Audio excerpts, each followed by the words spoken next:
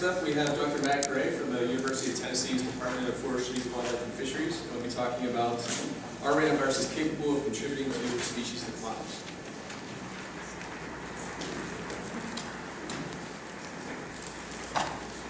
Thank you, Jason. All right. Just a reminder, if speakers could repeat their questions, just in case some of the other folks don't hear the question that's asked, that might help. All right.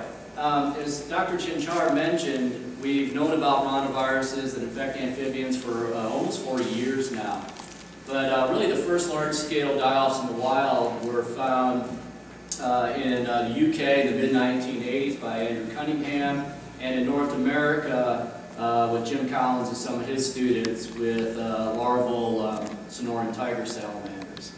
Since then, we've documented ranaviral disease, cases of ranaviral disease at all latitudes and elevations that amphibians exist on 5 different continents, all the way from the Far East and endangered Asian salamanders and giant Chinese salamanders to a variety of species of frogs and toads and newts in Europe, a variety of species in Central and South America, not only in farmed bullfrog ponds, but also in some species of Lepidodactylidae. And in captivity, there's been cases of ranaviral disease with dendrobatids. All the way to North America, several species of the bistomatid salamander, as well as several species of tree frogs and true frogs. In total, ranaviral disease has been documented in 8 inern families and 4 salamander families. In North America, we've documented ranaviral disease and die-offs in 5 major amphibian families, from very common species such as the wood frog, which has a distribution that ranges all the way from North Georgia all the way up to Alaska, to uncommon species such as the Sonoran tiger salamander, California red-legged frog, and the western toad. In total, die-offs have been documented in over 30 different states, in 5 Canadian provinces, and at least 25 different species. But the big question is, are ranaviruses capable of causing at least local population extirpations and correspondingly then contributing to species declines? So in order to answer that question, let's rely on traditional epidemiological theory, which states that local extirpation of a population is possible by a pathogen if there's frequency-dependent transmission. So in other words, as density of individuals go down associated with mortality of a pathogen, you still have very high transmission rates, which can ultimately result in population blanking out. And there are 3 general cases in which that have been cited in which this could possibly happen. Number 1 is that you have a pathogen that can infect multiple host species, and those species differ in their susceptibility. So you may have asymptomatic carriers that are there that will continue to shed the pathogen, while you have other ones that are highly susceptible that continue to decrease in abundance. You also may have an environmental reservoir, or in other words, you have the pathogen is able to survive outside the host for long durations and continue to be infectious. Or there may be some behavioral aspect of the host that results in them clustering together, such as during breeding events and sexually transmitted diseases. So what I would like to do is go through these 3 different possibilities and see if at least one of these conditions satisfied in the ranavirus host system. So at the University of Tennessee, we have tested 27 species of North American amphibians to date. These are single species ranavirus challenges that have demonstrated very clearly that ranaviruses infect multiple species. And there's several other studies, both field and lab studies, that have shown similar results. On the y-axis here, we have mortality rates. There are 2 different isolates, that's 2 different colors of bars. And Jason Huberman is going to present these results for 19 species a little bit later, so I won't go into details. The important thing that you see in this figure is that we have some species that have high mortality rates, such as the wood frog and the gopher frog, and we have other species such as the bullfrog and the American toad that have relatively low mortality rates. Additionally, what makes ranaviruses very unique is that they can also infect other ectothermic vertebrates. So there have been a variety of diagnostic cases that have demonstrated ranaviral disease in various species of fish, as well as various species of reptiles. And there's a handful of studies that have actually looked at the possibility of interclass transmission through controlled transmission studies. At the University of Tennessee, we're just starting some collaborative work with Tom Walczak, who you'll hear later, looking at two different isolates. An FE3-like ranavirus that's isolated from a pallid sturgeon die-off in Missouri, and a box turtle isolate that Deb Miller isolated from, I believe, Georgia. And right now what we're doing is challenging amphibians with these two different isolates. And we've only done one species, wood frogs, which tends to be a very highly susceptible species. And you can see, at least with the pallid isolate, look at the mortality rates here. Within 7 days, 100% mortality. This certainly demonstrates the existence of interclass transmission. We're going to replicate this study. In fact, we're running the experiment right now with Cope's gray tree frog, which is a moderately susceptible species, and then with a more likely sympatric species, at least with pallid sturgeon, that is, the American bullfrog, which has a little bit lower susceptibility. So the bottom line here is that ranaviruses can infect multiple host species with different susceptibilities, and some of those likely serve as asymptomatic carriers. So the condition number one is met. So with that, I can end my talk, right? But let's go ahead and look at the other conditions. So what about the possibility of the evidence of environmental persistence? Actually, there's very little work that's been done in environmental persistence of ranaviruses. So Langdon did a little bit of work with EHMV, which is a fish ranavirus that is closely associated with amphibian ranaviruses, and showed relatively long persistence in distilled water and infected tissue. Rachel and some of her colleagues in Germany just recently finished some work looking at FE3 and 3 other FE3-like isolates.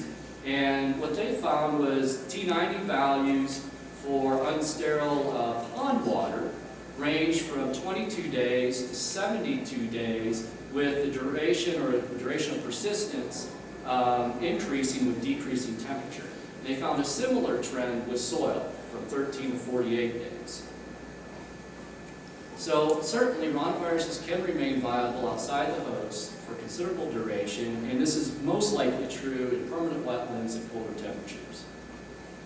So what about the last condition, number 3? Okay? Is there evidence based on the natural history of, at least the amphibians in this case, of individual clustering and efficient transmission? And Jesse Bruner, for his doctoral work, certainly demonstrated, first of all, that post-metamorphic individuals, juveniles and adults, can have sublethal infections, and they can be very efficient with respect to transmission. 1 second of skin contact can result in transmission of the virus from one individual to another. Moreover, we know that breeding is a period of stress. So the breeding time period may be a period where you have rapid transmission and rapid viral shedding into the aquatic system. But what about the larval stage? We're very well aware that some larvae just naturally cluster. That's their life history. They cluster together, they school together. So those types of species that, if they can be infected with ranavirus, may have increased infection rates.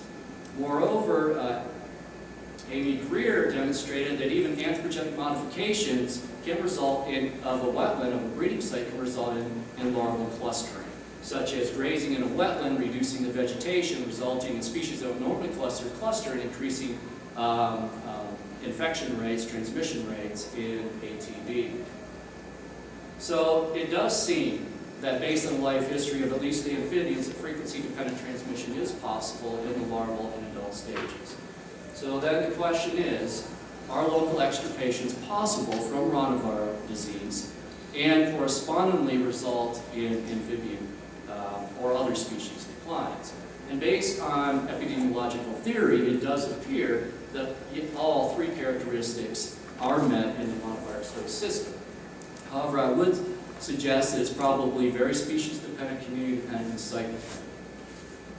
So what kind of evidence actually exists, okay, that ranaviral disease is contributing to species declines? Amber Teacher just recently published in Animal Conservation a paper that demonstrated that within populations with recurring die-offs, okay, this is the black line here, that there is approximately, this is in the UK with adult common frogs, that between 1996, 97, and 2008, there was an 81% median decrease in overall population size with populations that had reoccurring ranaviral die-offs. In the United States, the best evidence that we have, again, really what we need to have is long-term data sets, and there's few that exist out there. Jim Petranca has an 8-year data set at the Tallulah Wetland Complex where he followed populations of wood frogs and spotted salamanders, and for nearly all of those years, recruitment was failed due to ranaviral die-offs of larvae. And that persistence only existed because of immigration of individuals from source populations around these sites where there wasn't any ranavirus, so a rescue effect was occurring. Now, wood frogs and spotted salamanders are relatively common. And if you have that luxury of having that immigration come in as a common species from uninfected populations, maybe ranavirus isn't that much of an impact. So maybe where it has the greatest impact or potential impact in contributing to species declines is with uncommon species that have limited distributions. So should we really even care? If it's just, okay, well, if that's the greatest possibility for declines, uncommon species, should we really care? And what I would contest is that we should care. This is what I call the commonality of being uncommon. This is an example from the southeastern United States. We have 4 federally listed species. And if you look at the state wildlife action plans for those states, 113 species across 25 genera, which totals 50% of the species within the United States, are listed as species of concern and in need of management. In other words, they're at low population levels or they have limited distributions.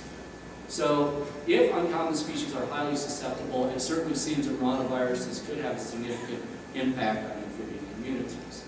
Lastly, in order for a pathogen to actually have broad-scale, landscape-scale impacts, it has to be prevalent across the landscape. Is it prevalent across the landscape? And this is one limited study from a surveillance project that Jason Huberman, Deb Miller, and one of my grad students did. 40 ponds, 2 different years in Tennessee. And what we found was ranavirus existed in 83% of the ponds that we sampled. Moreover, there were hot spots of infection where prevalence was greater than 40%, 15 out of 40 ponds, and we had a couple ponds where there was a die-off occurring or a die-off was imminent. So the bottom line is that ranaviruses are common, and the potential to have landscape, they have the potential to have landscape scale type impacts.